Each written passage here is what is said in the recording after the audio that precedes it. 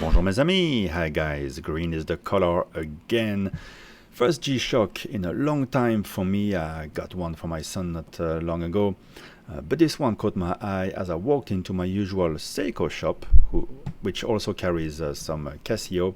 He was unpacking a few of these, and this green baby had to come with me. This is the reference GMS2100-3A.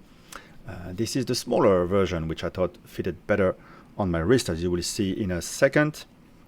Very cool watch here. You can see at the back, easy to remove with a little slider. Those the strap. If you want to change color, you know the usual G-Shoak features here. So there were different colors, different sizes. The larger ones I thought were just too big for my wrist, while this one is more like 40 millimeters, which is quite big already. There were dark gray ones. There was a blue one, fairly nice. As you can see, you have the analog display of the time, as well as some digital information. There was also a rose gold version, quite nice for girls or for guys. You know, I thought it was looking quite alright. Other watches in the shop, very stunning here. Limited edition with sort of a rainbow type of a bracelet, gold face.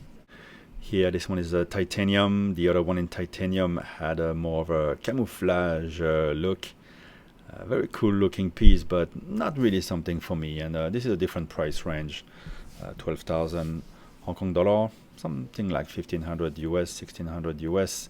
This one is in steel here with a very cool computer-like design. Anyway, on the wrist, the watch of the day fits really perfectly. As you can see, I have a lot of space still on the strap before and after.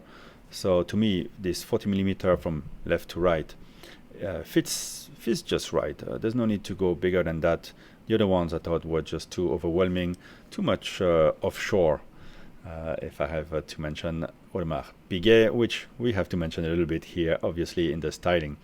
Now, in terms of dimension, as I just mentioned, 40 millimeters left to right.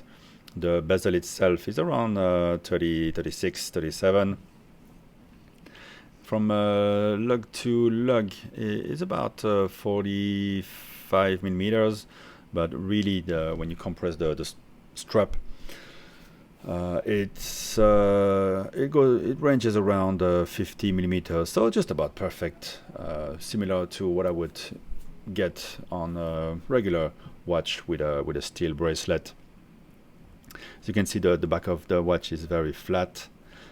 There's quite a bit of polished surfaces. Now let's zoom in on that very cool dial. You can see a bit of satiné finish there on the hands. The indices are sort of engraved into the dial. The dial has some concentric circles, and if you look well, you'll see that the minute hand advances every 20 seconds, so 3 times a minute.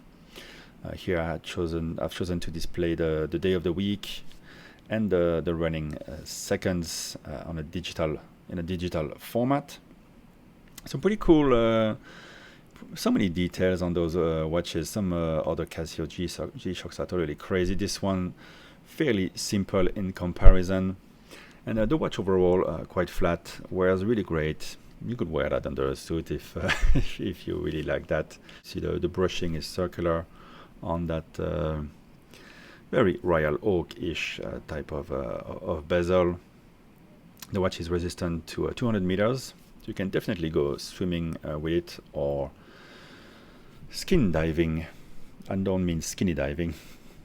So this is the full reference of the model and the packaging, the classic G-Shoak packaging with that little tin. Inside, the watch is well protected. And yeah, looking through a few of the features, the stopwatch, timer, alarm. Probably gonna have to go through this book to do it properly, so it doesn't wake me up at 4 in the morning or something. Quite cool. You can select different time zones and toggle between them as well. I think there's 48 time zones.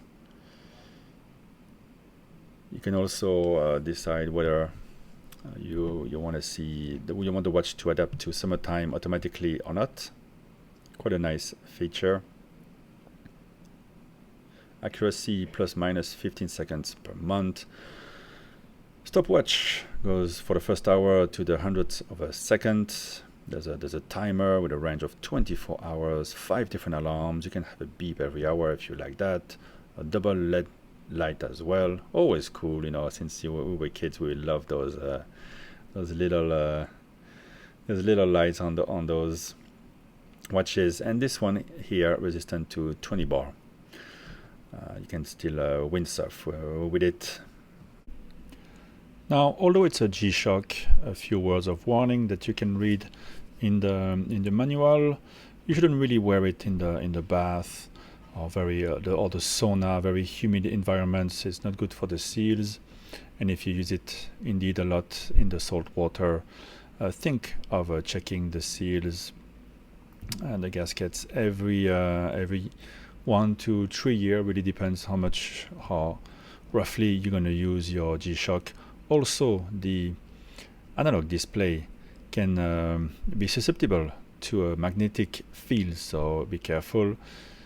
Those hands could start slowing down or speeding up if they get magnetized, quite interestingly. Let's have a quick toggle through the buttons. So the one here is mode, adjust the light and start. So you switch to the modes here. I'm sure you're pretty familiar with all that. Stopwatch here. I think this is the start there. There you go. Probably reset. No, that's the light. Reset here. There's a timer. This one's just gonna go down. Alarm. There's 5 alarms. Careful when you play with it. It might wake you up when you're not expecting it. My son often does that trick. And well, there you go. You know what a G-Shoak does. And if you don't, well, maybe grab one. You know, there are some very affordable ones from like $50 to these ones a bit more fancy. So thank you for watching. I'm gonna enjoy this cool, very sharp G-Shoak. Bye bye, guys.